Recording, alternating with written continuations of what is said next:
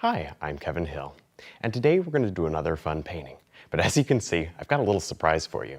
This is not the normal setting. In fact, I'm going to paint a wall for you today. So let's get started. Now we're going to be painting in acrylics today, and I have my 4-inch brush ready to go. So I have a little bit of pink, just made out of some red and white. We're going to just start throwing some paint up here on the wall. This is going to be a beautiful little pink background. We're going to have some evergreen trees. Maybe this is a winter painting today. So we'll just sort of work our way across. This is a nice glow at the horizon. And you're going to have to add water to your paint, otherwise it'll dry out on you. So you can do these fun little landscapes in acrylic. It's just quite a different little technique, but it still works. All right, we'll cover the seam of the paper there. This is just paper stapled directly to the wall. Now we're using a more watery mixture of this paint to sort of soften up the edges. It doesn't take too much, and because it's watery, it's very transparent, and we get to see the blue background sort of coming through, and that gives us a very soft and blended effect without really blending any colors. Now we're going to need to sketch in a few of the basic details here so we know where we're going. I have just a little bit of gray on my brush, a little bit of black and white and blue, just mapping this whole painting in. Maybe let's do some tall trees. We'll have to get up there on the ladder. All right, and then this is some snow down here. Maybe we'll do a couple of big birch trees, but we'll worry about those later.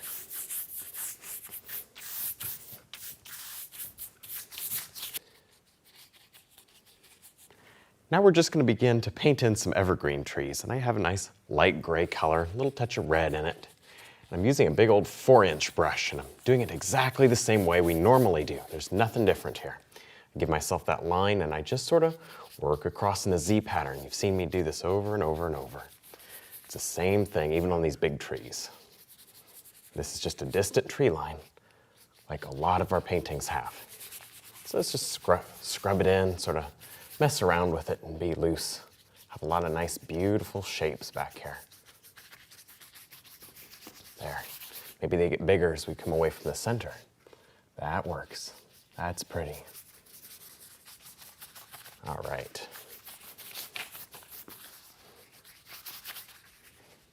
Now we're just continuing to paint these evergreens. And I had to grab the ladder. It's really the same exact idea. You work back and forth in a zigzag Z pattern all the way down the tree, just like normal. It's a pretty big brush though, so it makes these nice large trees pretty easily. All right.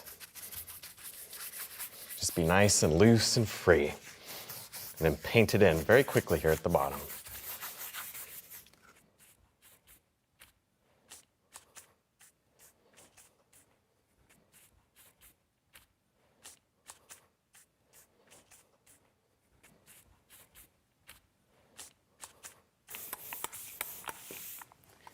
Now we're underpainting the snow area. What this is going to do is just give us a nice base to put our highlights on. This is a lovely little purple color. A little bit of purple, a little bit of white.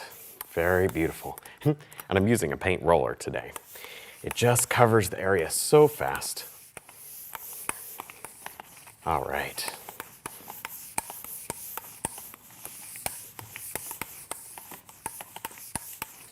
Now we can take our brush with a little bit of black and just block in a huge evergreen tree up here.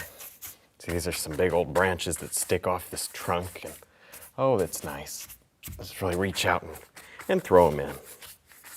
Maybe this one over here, we'll make that one a broken off one.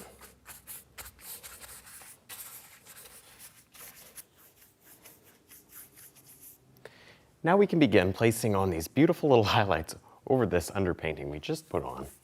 And also we have some beautiful highlights there up in the little evergreen trees. So you just brush this on, not too much, just here and there, around the trees and just wherever. You can always paint the trees back in, but this is just so pretty. I love it. Maybe we want to do some over here. You got to walk around and find the spots you want. Don't want to highlight everything. All right, maybe some over here. Maybe there's a beautiful little ridge. There.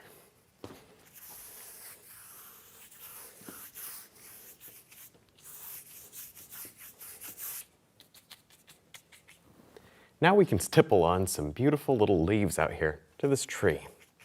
Don't want too many, just enough to sort of give it a beautiful little look. Nice sun highlight on here. A little bit of sunshine. Sort of hitting a few of these branches. Nice.